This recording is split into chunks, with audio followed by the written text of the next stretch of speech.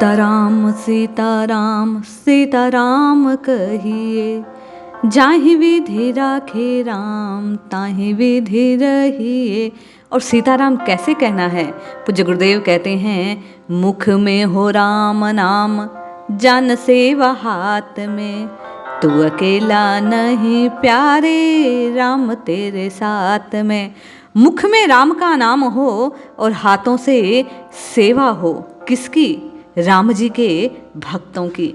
जीव मात्र के कल्याण का भाव रखकर जब नाम जपा जाता है तो वास्तव में वो आपका नाम जपना सार्थक हो जाता है। जय श्री हरि। पूज्य गुरुदेव के चरणों में बारंबार प्रणाम। एक कहानी जिसके माध्यम से नाम जप कैसे होना चाहिए, इस रहस्य का आज पता लगाते हैं।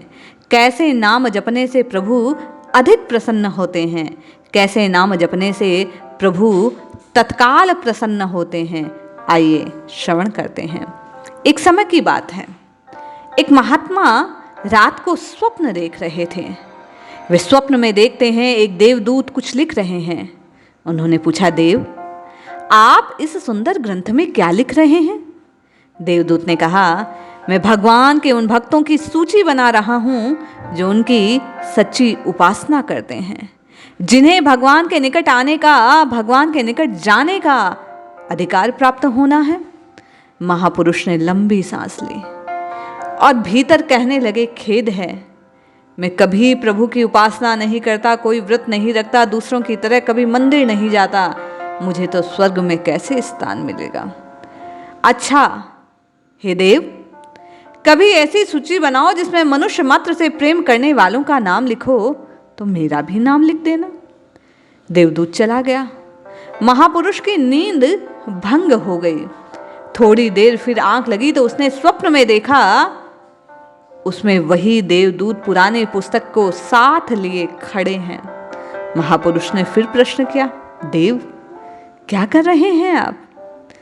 देवदूत ने कहा, जो सूची बनाई थी प्रभु आज्ञा से उसमें संशोधन कर रहा हूं। महापुरुष ने जिज्ञासा उस देव को देखा और कहा, आपके हाथ में जो पुस्तक है क्या मैं देख सकता हूं? उसने आज्ञा दी और वो महापुरुष उस पुस्तक को देखने लगे। जैसे ही उन्होंने पुस्तक को खोला, उन्हें बड़ा आश्चर्य हुआ। ईश्वर के परम प्रिय भक्तों की सूची के नीचे उनका नाम सबसे ऊपर लिखा हुआ था। उन्होंने चकित होकर पूछा, देव ये क्या? मुझे तो लोक सेवा के कार्यों से अवकाश नहीं मिलता।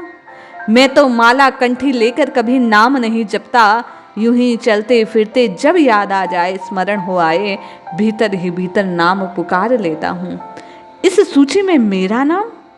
देवदूत कहने लगे, भगवान उसी को अपना सच्चा भक्त मानते हैं महापुरुष, जो एक एक जीव में उनको व्याप्त मानकर उसकी सेवा करता है। तो मनुष्य में देवत्व को देखते हो, इसलिए तुम्हारी उपासना करना सार्थक है। तुम सच्चे ईश्वर की उपासना करते हो। पत्थर में देवता तो सभी देख लेते हैं, लेकिन जीवित मनुष्य को देव मानना बड़ा कठिन है। महापुरुष ये जानकर आत्मसंतोष से आनंदित हो उठे। भीतर ही भीतर प्रभु को प्रणाम करने लगे, प्रभु के नाम का स्मरण करने लगे और अपने भाव को उन्होंने पुनः पुष्ट किया कि आत्मा ही परमात्मा है। प्रत्येक जीव में आत्म तत्व है और उसी को पोषित करना परमात्मा को पोषित करने के समान है। ये बात ध्यान देने योग्य है। हर एक में उसी राम को देखकर, हर एक में उसी प्रभु का दर्शन करते हुए उसके कष्टों को दूर करने का प्रयास करना। हम कर पाते हैं या नहीं ये बाद की बात है, किंतु यदि हमारे हृदय में ये भाव जग जाए कि हम दूसरे को कष्ट ना दें, दूसरे की पीड़ा को दूर करने का प्रयास भी यदि करते हैं, तो सच्चे अर्थों में हम राम जी के सेवक हैं।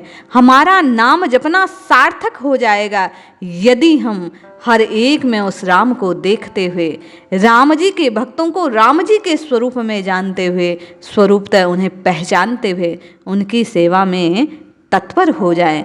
इसीलिए संत महात्मा कहते हैं, जपिए जपिए जपिए नित्य निरंतर नाम जपिए। कैसे?